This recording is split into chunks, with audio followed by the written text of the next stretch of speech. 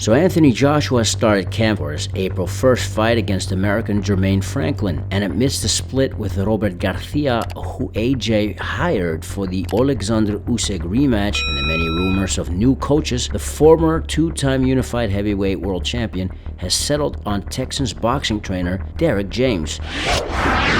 Today we'll discuss Anthony Joshua's new training setup, including Derrick James' qualities as a boxing trainer. By the way, let us know your thoughts on this change for Anthony Joshua, and what do you think of Derrick James as a boxing trainer? Do you think James is a good choice for Joshua at this point in his career? Let us know your thoughts in the comments below. Let's get into it. Number 1. Relocated. Years ago, when Anthony Joshua was at the height of his success, holding all the heavyweight world titles but one, the Watford bred was undefeated and unified, selling out big stadium crowds. He's a great fighter, man. Great athleticism, great foot movement, great, and very intellectual. First and foremost, I think that he understands the sport and understands what I'm asking him to do. But his hand speed is great, and I'm very interested and can't wait to keep going.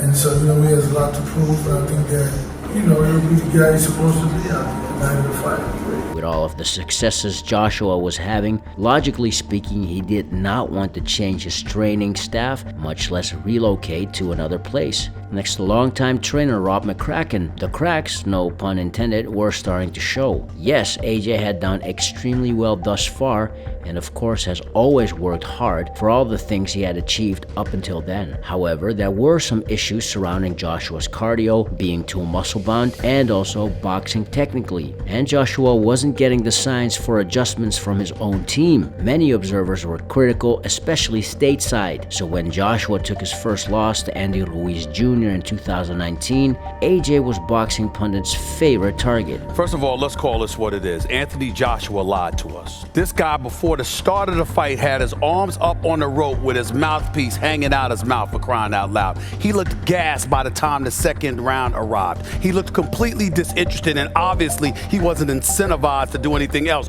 once he dropped Ruiz, and then Ruiz got up and dropped him not once but twice in the same round, which was the third round. He ended up getting knocked down 4 times by Butterbean. Let's call it what it is, or a poor version of Butterbean. Joshua coming over here the first time in America, he's been built up and boosted up in height, so big, and you had to come over here, then fighting a guy you looking past and get knocked out like that, man, that's, with everything that was built up in there, I would have felt embarrassed. He quit.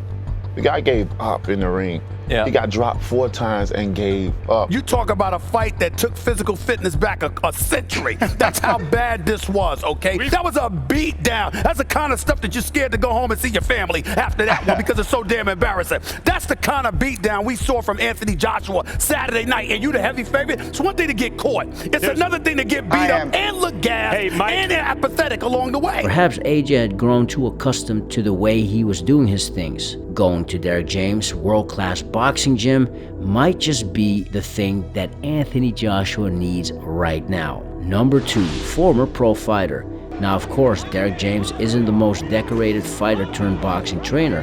However, he does have experience as a professional boxer, which means Derrick James understands what it takes, he understands training, and he has experienced fights in the ring. Besides, these days there are many respected boxing trainers in the game who do not have the pro boxing experience as a fighter. Trainers such as Shane McGuigan, who trained world-class fighters such as Carl Frampton, George Groves, and Josh Taylor, or Ben Davison, who famously helped Tyson Fury make a successful comeback in 2018 and has cornered many world-class fighters such as Devin Haney, Billy Joe Saunders, and trains current champion Josh Taylor. So in that sense, not being a highly decorated former fighter himself, that argument can't really be used to dismiss Derrick James as a boxing trainer. In the end, being a good trainer is about being able to prepare your fighter and give the right instructions during a fight. Besides, Texas-born Derrick James has been named trainer Trainer of the Year by multiple publications, specifically in 2017 when Ring Magazine, the World Boxing Association, and Sports Illustrated named Derrick James Trainer of the Year. And in 2022, Derrick James was the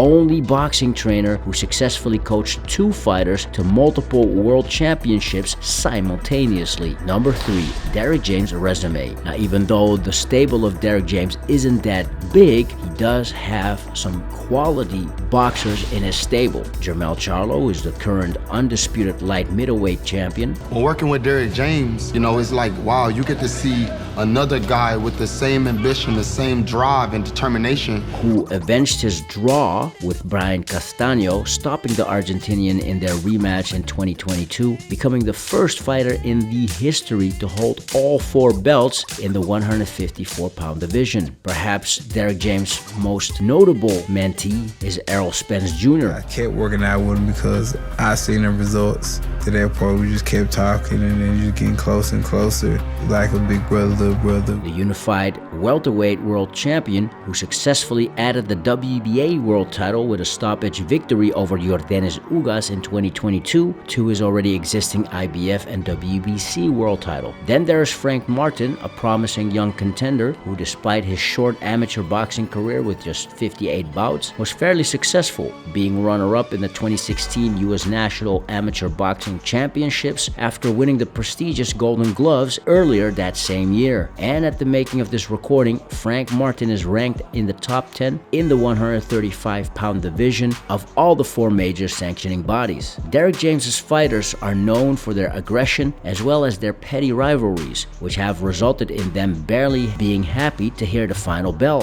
which may be exactly what Anthony Joshua will be looking to recapture at the world-class boxing gym. Number 4, relighting AJ's fire. On the come-up, Anthony Joshua was an aggressive force who reigned at mid-range, was not afraid to let his hands go, often with bad intentions. The fight against last-minute replacement Andy Ruiz Jr. in the summer of 2019, which was Anthony Joshua's U.S. debut, turned out to be a wake-up call that made AJ change up his style to become more of a thinking fighter on the back foot. This was clear to see in the Ruiz rematch later in 2019, as well as in the Kubrat Pulev fight. AJ's seemingly lack of killer instinct went missing in both fights with Oleksandr Usyk. Maybe this isn't so much about what Anthony Joshua can learn technically or even apply tactically in a fight. It seems like Anthony Joshua is looking for a trainer who can redeem AJ to tap into the devastating puncher he was on the come-up, which seemed to be more mental and psychological in nature, as all of AJ's fights have proven since the loss to Andy Ruiz in 2019.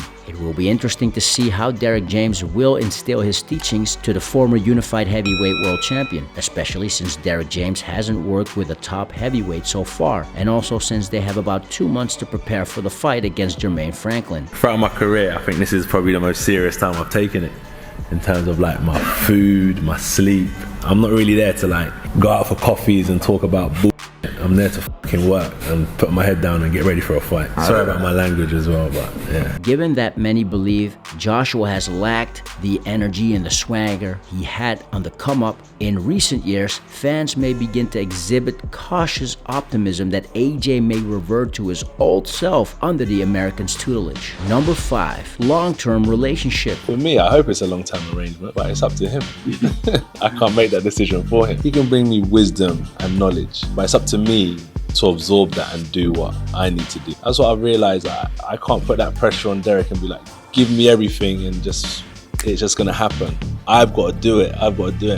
So what I'm saying is that he has a lot of wisdom and knowledge in the game, but the way he's giving me his wisdom, he's just putting it in my brain in the right fashion. It's just up to me to go and make that wisdom that he's transferred a reality in the ring. There's no doubting James's pedigree when you look at the world-class and even elite talent James has groomed so far. But whether the Joshua-James connection will remain for long-term will depend on 2 things: his performance against Jermaine Franklin on April 1st, 2023, and what 33-year-old Anthony Joshua's vision is for the remainder of his professional boxing career. His previous stint with Robert Garcia didn't work out, as AJ was unwilling to follow Garcia to Oxnard, where the American-Mexican holds his boxing gym, and prepare for the Oleksandr Usyk rematch there. Now AJ has come across the Atlantic to base himself stateside. But how does AJ see this working relationship? Of course, in picking the former champ's brain, he was a bit cryptic, as he normally is. Well, with my new environment is see how far I can push myself, because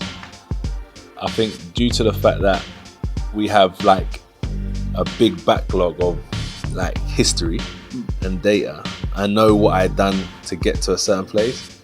Now I'm in a new chapter.